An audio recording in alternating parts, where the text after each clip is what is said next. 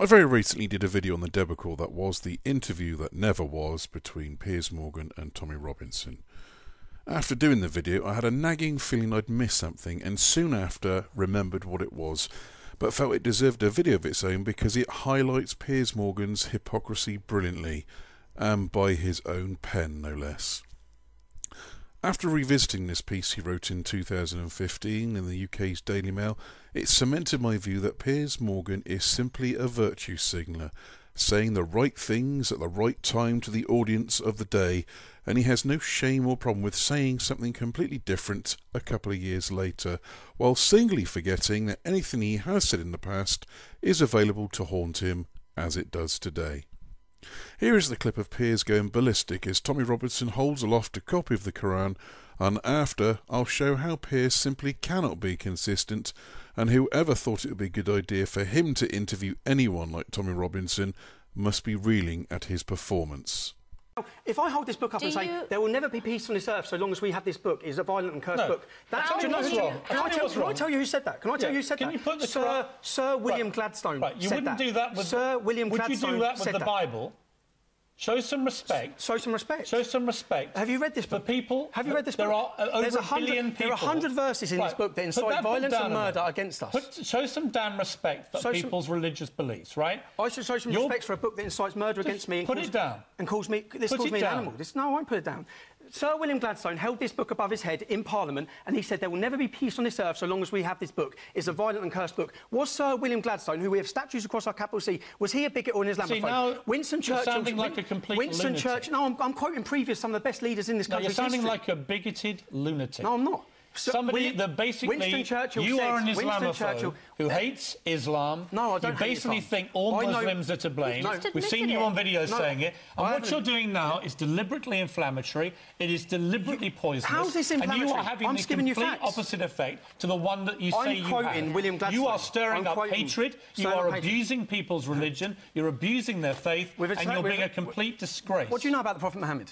We've established nothing.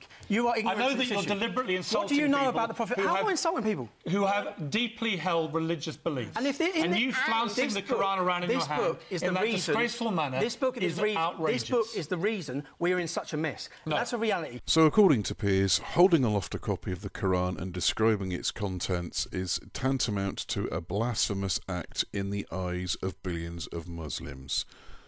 Whilst I'm pretty sure lots of Muslims don't like Tommy Robinson, I'm also fairly sure they would have seen nothing wrong with what he said either, and those same Muslims would be only too happy to give up some of their favourite quotes in referencing what they'd like to do to Tommy Robinson.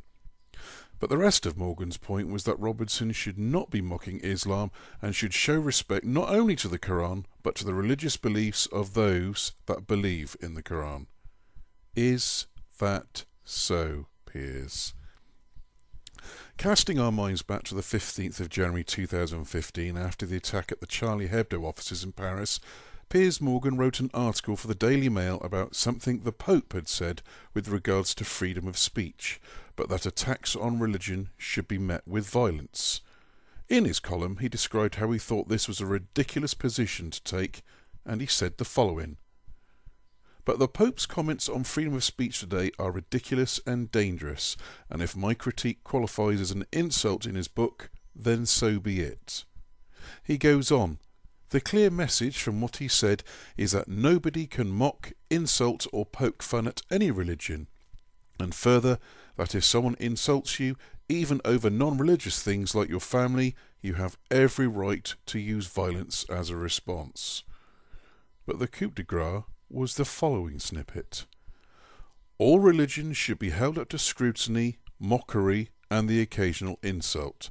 When my own church covered up the widespread abuse of young children by many of its paedophile priests, that was behaviour thoroughly deserving of every insult thrown its way, and Charlie Hebdo did exactly that incidentally." Piers Morgan, completely undone by his own words. The hypocrisy is striking. Tommy Robinson didn't insult anyone. He didn't tear pages out of the Quran. He simply held it aloft and reminded Piers that it had passages in its pages that incite all manner of violence on people should they not be adherents of Islam. By Piers Morgan's own words, he should be agreeing with everything Robinson said. He held the book up to scrutiny and was denounced by Piers. He didn't mock the book and was denounced by Piers. And Robinson didn't even bother to insult the book and yet was still denounced by Piers. Anyone who is of the mind that Piers Morgan somehow triumphed in his encounter with Tommy Robinson needs to understand just what kind of a man Piers Morgan is. Morgan will say what he thinks should be said at a given time. Robinson will say what he's been saying for years. Unlike Piers, Tommy isn't looking to appeal to people for the sake of it. He has his views and opinions, and you either agree with him or you don't. Piers? He's desperate to have people agree with him no matter what. The only one that looked like a ranting imbecile in that encounter was Piers Morgan. The only person who can't be consistent in his views is Piers Morgan. I've changed my mind about the interview. It was excellent because in Piers Morgan's hurry to try and score points and make Robinson look stupid, he actually showed himself up to be the idiot.